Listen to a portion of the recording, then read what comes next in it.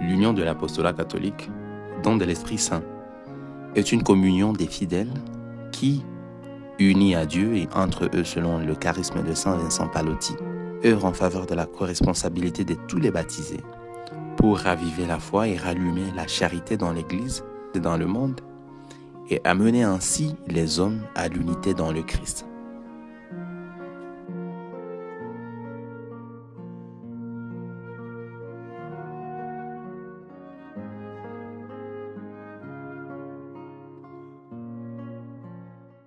La structure sans vie, ce n'est que juste c'est une terre stérile qui ne donne pas de fruits. Donc le grand défi pour nous, comme Pallottins, Pallottines, c'est de donner vie à la structure existante. Et justement, la vie qui ne vient pas de nous-mêmes, la vie qui nous vient de Dieu et la vie qui est transmise par les moyens que le Christ lui-même nous a donnés. C'est-à-dire quoi? L'évangélisation, ses méthodes et ses moyens. Ça, c'est l'un des grands défis. Et la parole de Dieu nous éclaire. Il s'agit de quoi? Il ne s'agit pas du roi Agrippa et de sa sœur Bérénice. Il ne s'agit pas d'une randonnée qui d'ailleurs s'est convertie en visite d'affaires. Il s'agit en fait du sort. Le sort. Mais n'ayons pas peur. N'ayons pas vaincons la peur. Mais le sort du disciple de Jésus. Que ce soit Pierre dans l'Évangile, que ce soit Saint Paul dans la première lecture. Il s'agit en fait des deux qui sont les acteurs principaux de la parole qui nous est servie aujourd'hui. Dans notre vie missionnaire et apostolique, il est également une opportunité d'évaluer notre marche à la suite du Christ, apôtre du Père éternel, à la lumière et à l'exemple de notre fondateur, Saint Vincent Pallotti.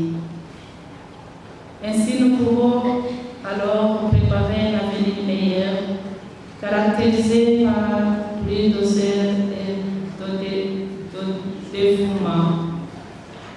Comme les disciples d'Emmaüs, laissons-nous toucher par le Christ qui fait connaître à la fraction et au partage du pain.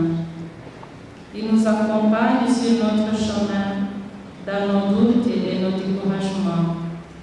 Il vient à notre secours et renouvelle en nous le désir de le suivre et de le faire connaître aux autres. Chers frères et sœurs, notre baptême, en effet, nous sommes rendus semblables au Christ, car nous avons tous été baptisés à un seul esprit pour n'être qu'un seul corps.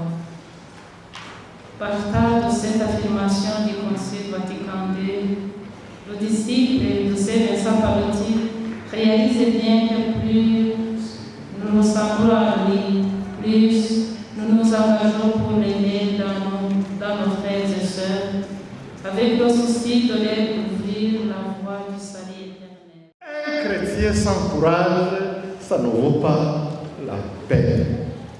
Eh bien, souverainement magambo yavugaga ngo le courage uni à la force d'âme assure la constance dans la recherche du bien et rend capable d'affronter les épreuves.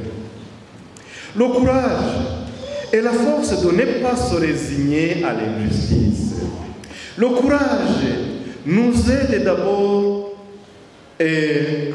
à combattre l'ennemi qui est à l'intérieur de nous-mêmes. Comment ne pas te louer? Comment ne pas te louer? Comment ne pas te louer? Seigneur Jésus, comment ne pas te louer? Comment ne pas te louer?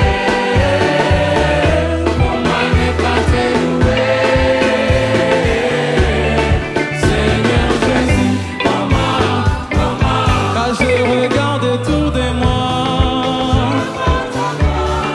Seigneur Jésus, comment ne pas te louer? Seigneur Jésus, comment ne pas te louer? Comment ne pas te louer? Comment ne pas te louer? Seigneur Jésus, comment ne pas te louer? Comment pas te louer? Comment ne pas te louer? Seigneur Jésus, comment ne pas te louer?